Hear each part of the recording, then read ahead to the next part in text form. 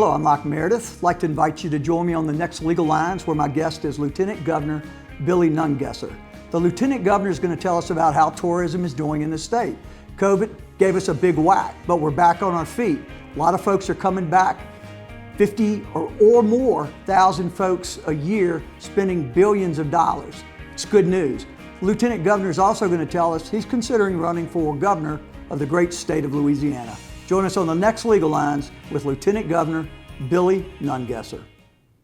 Locke, Meredith, Sean Fagan and Associates has served our community by airing Legal Lines, a community educational program for 18 years weekly to Baton Rouge and the surrounding areas. Watch Legal Lines at LockeMeredith.com or Cox Channel 1004.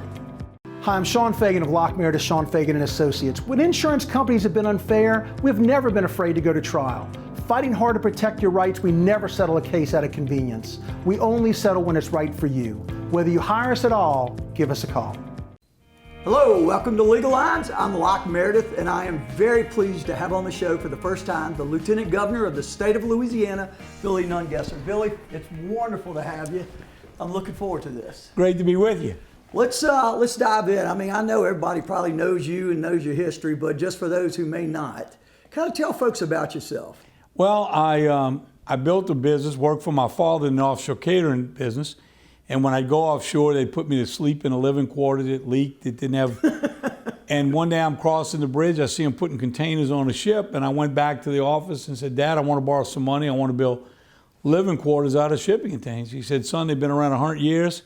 Somebody would have already thought of that. So went to my mom, I had $7,900 left in my college fund.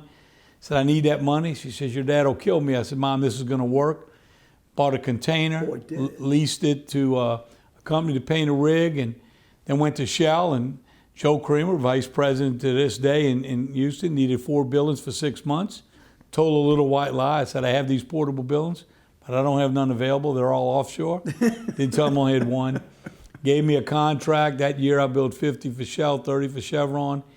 And when I sold the business, I had over 1,000 buildings and 20 modular prisons around the country out of old shipping containers. You know, they're making living accommodations for folks now. I mean, it's like the tiny house craze. I always had as much as I could handle, but there were so many offshoots of using that.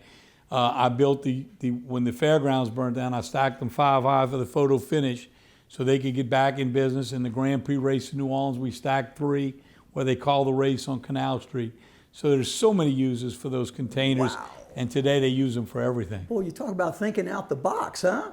Great idea. Quite a ride. So as I understand, you kind of retired, kind of hit payday, worked your hiney off for a while, and then you're ready to go, and the Hurricane Katrina greeted you. Yeah, I volunteered for a therapeutic riding facility in Laplace, and lifted a little girl out of a wheelchair one Saturday, and I realized her life changed when she got on that horse.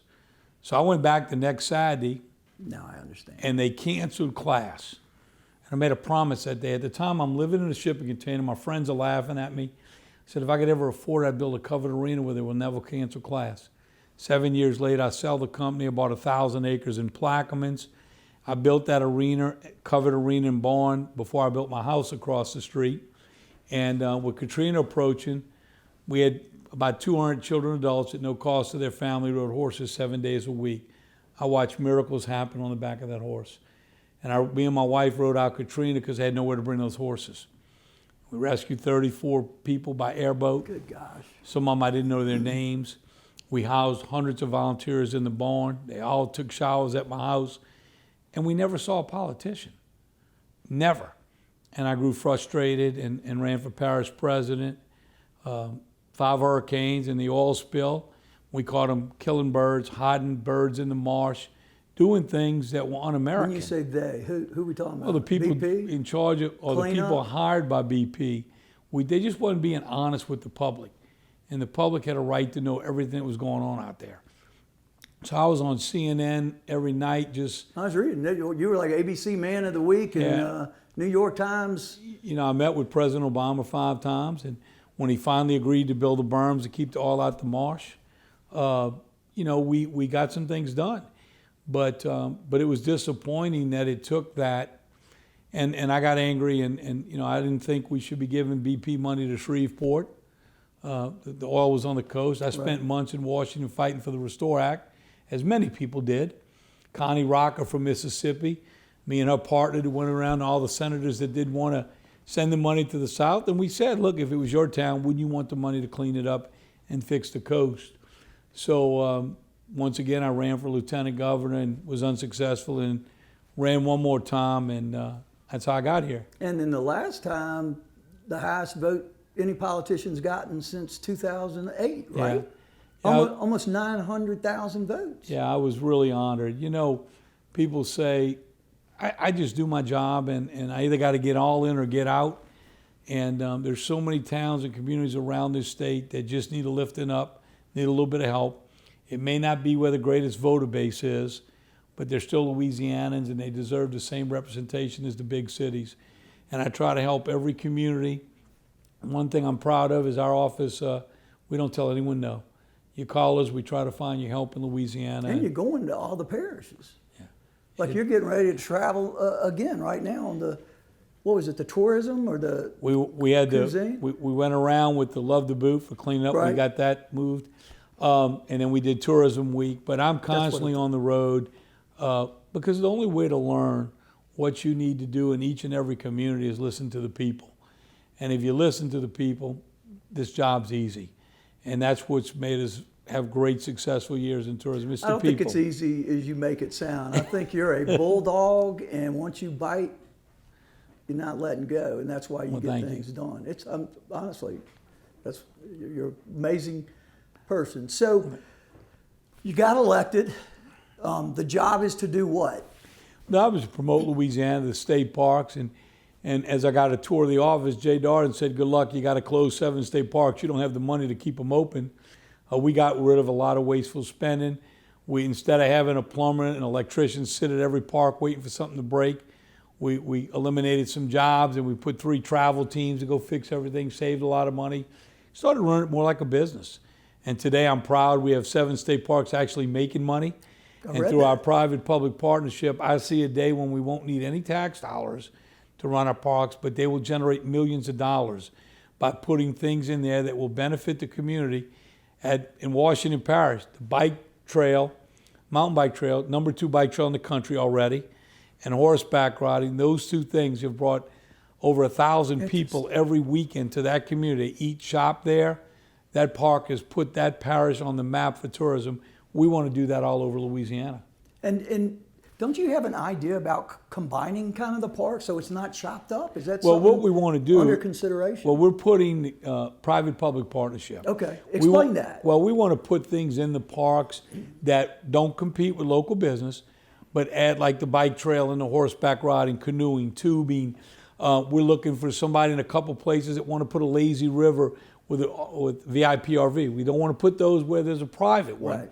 But we want to partner with the private. I also want someone to build some modular cabins on an A-frame, and we'll move them on a 3-day rental. We'll split 90-10. But when there's a hurricane, I want to partner with the state's emergency people. We want to move them close to the disaster, where the people can stay closer to repair and Volunteer Louisiana under my office and help those people get back quickly. When you've got to drive 3 hours to work on your house, that's unacceptable. So by partnering, where we got a fleet of buildings, we can move out of harm's way, move into the state parks and take care of our own. It'll be a little bit easier rebuilding after these storms. Buying 5 million little RV campers that fall apart in 6 months. Yeah, we've got to come up with a better plan, a quicker plan to recovery, so people are back closer to their home sooner rather than later. And this would be after a living storm. accommodations while they're repairing the structures? In the parks, and we're adding direct sewage at our parks. We're even working with FEMA at one of the parks right now. Fantastic. All right, we'll continue this on the next segment. This is Locke Meredith, Legal Lines, Lieutenant Governor of Louisiana, Billy Nungesser. We'll be right back. Hi, I'm Mitchell Meredith. Injuries happen when you least expect them to, making your life more complicated. At Locke Meredith, Sean Fagan and Associates, we know this, and we strive to help each of our clients during these times. Whether you hire us at all, give us a call at 272-5555. Locke, Meredith, Sean Fagan and Associates has won for our clients over $175 million over the decades, but our greatest success is our clients who have chosen and trusted us to help them. Whether you hire us at all, give us a call. You've got nothing to lose. I'm lawyer Collins Locke Meredith. Trust is important when hiring an injury law firm. At Locke Meredith, Sean Fagan Associates, thousands have trusted us and gotten the results they deserved. Visit us at LockeMeredith.com. Whether you hire us at all, give us a call, 272-5555. Welcome back to Legal Lines. I'm Locke Meredith. Again, pleased to have on the show for the first time, Lieutenant Governor Billy Nungesser. Let's dive back in, Billy. You know, you said your job is basically, in my lingo, to sell Louisiana, to market Louisiana, and you have basically the museums and the state parks, and then you got tourism and culturalism and all of that. So explain how that happens. Well, prior to COVID, we got to get a percentage of the sales tax, which gave us a fair budget, but not nearly competing with other states. So we had to get very creative with what we did with that money. So what would you get? Well, we would usually spend $4 or $5 million a year in marketing. And advertisement, and every year we've got to take some of our tourism money, services to the blind through the library, which I'm over. We would fund that.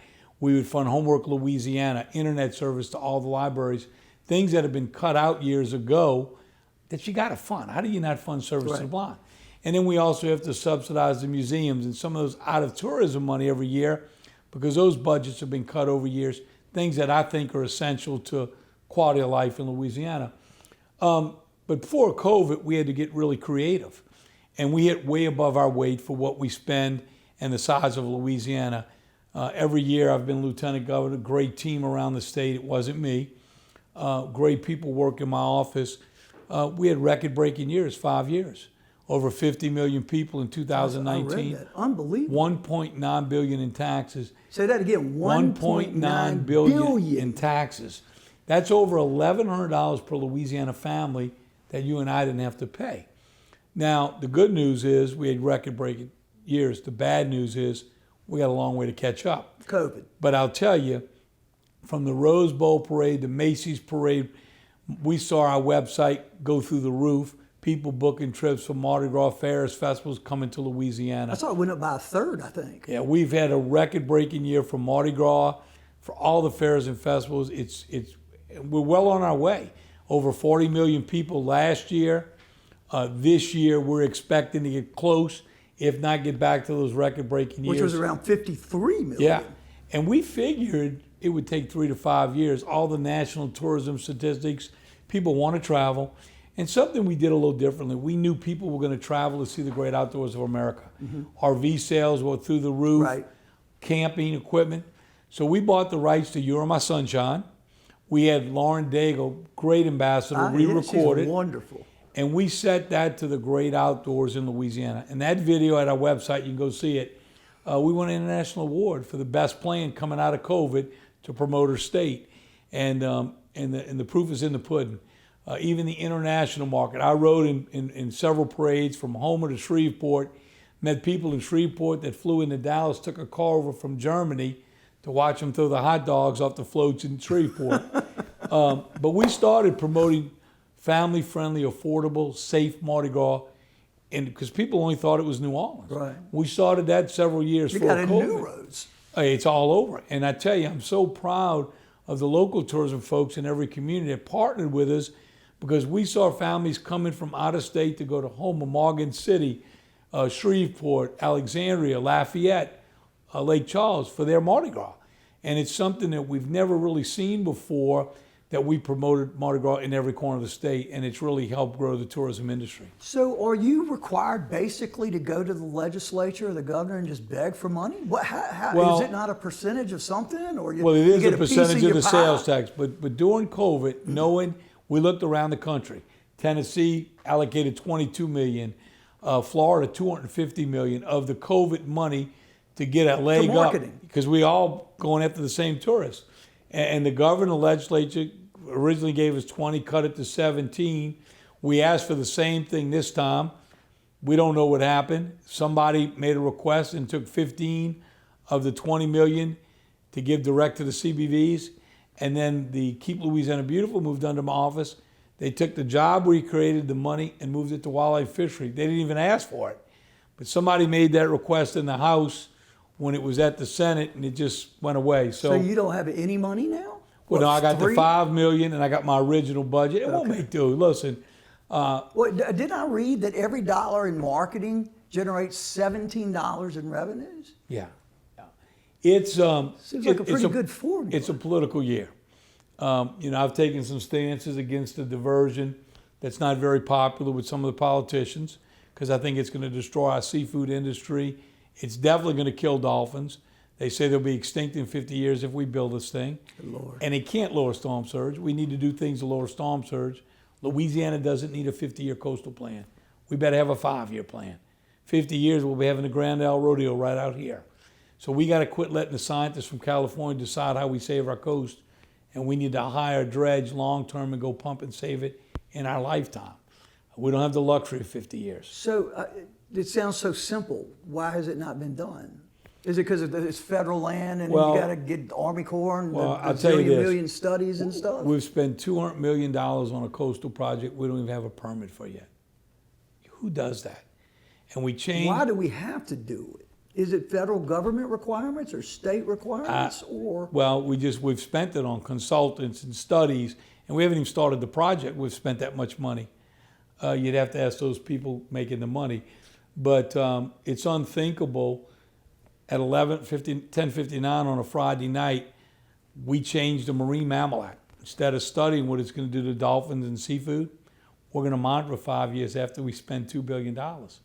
Who in their right mind does that? Wouldn't you want to know the harm you're going to do up front to one of the greatest gifts we have, and that's our seafood industry?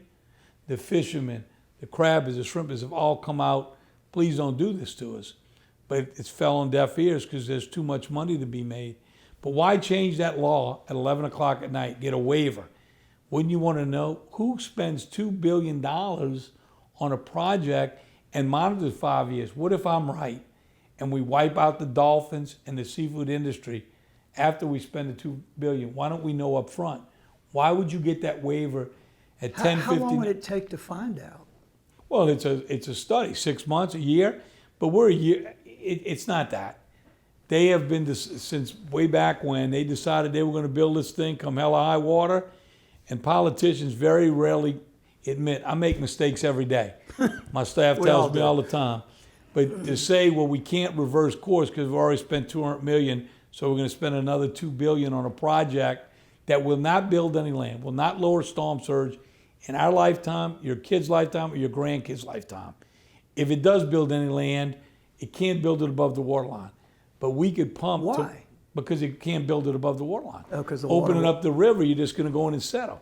But if we dredged and built ridges, islands, we got Obama to build the berm to keep all out the marsh. Build it 10 feet, rock it.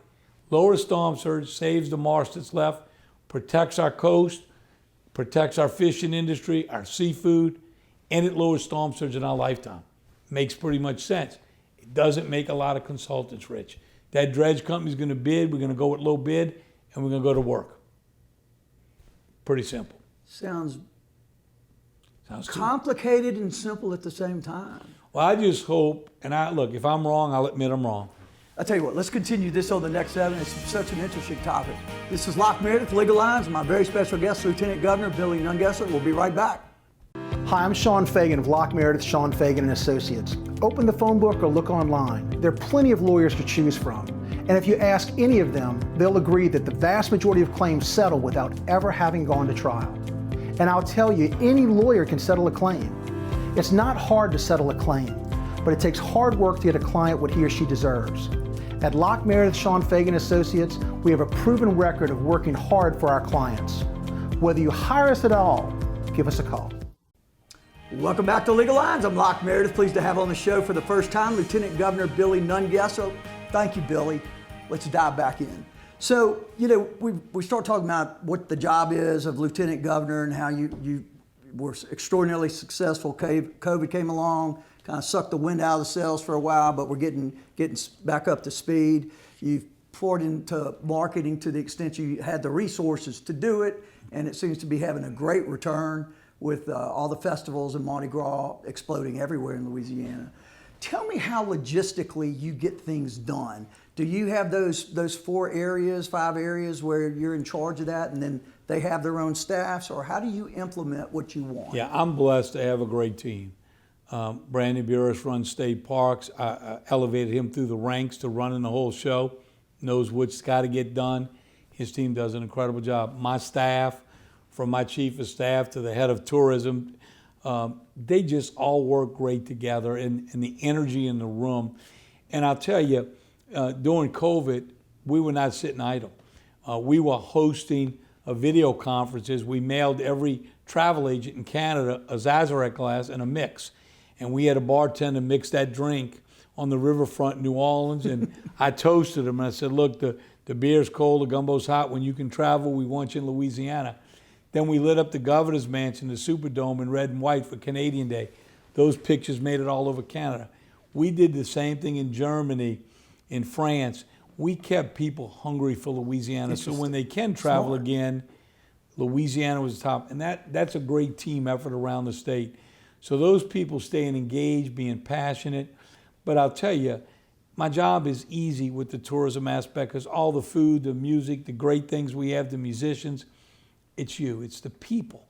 We treat strangers like family. We open our doors to the world, and you leave with a friend for life.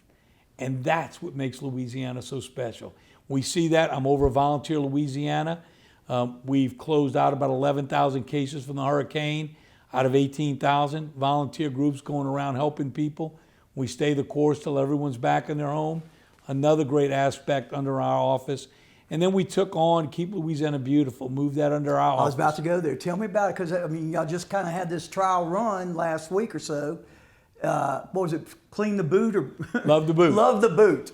And I tell you, be careful what you ask for, because we wanted more help from the department agencies. The governor put the task force together. The state agencies have been incredible. Wildlife, Fishery, DOTD, their employees out there cleaning up the highways. We've seen an incredible difference since we started this task force. We will give the governor back a report on July 1st, how we're going to keep it clean. We brought in a litter expert. But for Love the Boot Week, where we're usually 50, 60 groups around the state, I think it's over 300 showed up all over the state to clean up. It might have been more than that. People want Louisiana clean. We can do this. Less than 17% of the people actually litter. They're changing some laws. Isn't that remarkable? It is. It is. I got to thank the legislators. Or 83% do it on purpose? I mean, who does that? So the legislature's changing some laws where you can take a picture and somebody can get a ticket. So it'll make us all ambassadors to clean up Louisiana. We've got to do this. Then explain to folks why we got to do that. I mean, part of our flooding issues relate to clogged up ditches and drains and such. And listen, when you invite family and friends, you clean up. We're opening our doors back up to the world. It's time to clean up our state and make it proud of. We're proud of Louisiana. We want to be proud of Sportsman's Paradise, and we can do this. We've got to do this. And so now there's more of a statewide concerted effort that's going to be implemented? Absolutely. We're going to give out placements. I put garbage cans on an angle. 90% of the garbage went in and around those cans, kept it off the highway. We're going to give out grants to municipalities that'll put those up and empty them. Some beautification grants that keeps people, enforcement, covering the loads. We're asking every store, shopping center, Walmart, put the garbage cans back in the parking lot and empty them. Everybody's picked those up. So when you walk out of a shop, you got something, you throw it down, you don't want it in your car. So we need those garbage cans. We need every business to clean up in front of their business. We can do this if we work together. Let's shift gears. So you've been kind of in this political world at the highest level. You're number 2 man. If the governor goes down, you're taking over. And you've seen how the legislature works and all that stuff. And you've been an executive. So what do you see are the things that Louisiana's current government system is doing right versus wrong? Well, I think we've got to try to fix everything. We won't succeed. But I think we've got to listen to the people, and we've got to listen. Mississippi's getting ready to get rid of income tax, 5-year. Most people that get wealthy in Louisiana move to Florida, Texas, no income tax. In business, you got to be competitive. Louisiana's got to be competitive. So we've got to look at a structure to do that. Which means structure taxes differently, absolutely. Right? But you got to give the citizens and groups a seat at the table. Right. You know, when we pass something in Baton Rouge, most of the time we don't go around the state and try to sell it to the public. My dad used to drag, he was chief of staff to Governor Tree, and he dragged me around the state. Dad, what are we doing in Pierpont on Saturday morning? He said, son, no battles are won at the Capitol. If you don't roll up your sleeves and go around the state and educate the people of the importance of what we're trying to do and listen to them, you only lose, and the people only lose. So I think we've got to do more of that. I do a lot of public meetings all over the state getting input on tourism. You know, we've got some infrastructure improvements we need to help tourism, besides the big projects. But learning those little things that we can do in every community to help, whether it be for tourism, infrastructure, or whatever. Listen to the people and giving them a seat at the table, to me, has always worked well.